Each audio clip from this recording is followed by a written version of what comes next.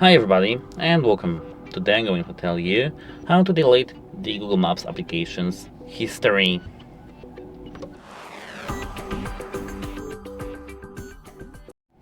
So, at first we have to enter our account settings. So we have to at first exit our destinations and tap this profile picture here.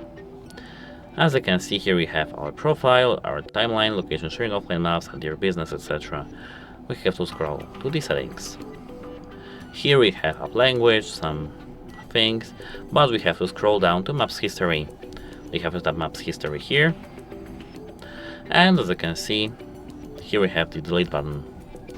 We can tap that, and we can delete today, delete custom range, delete all time, or auto delete, and which is turned on, and for the period of 3 months.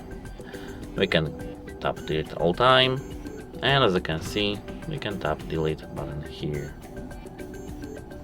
And deletion is complete. That's it, hope it helps you and goodbye.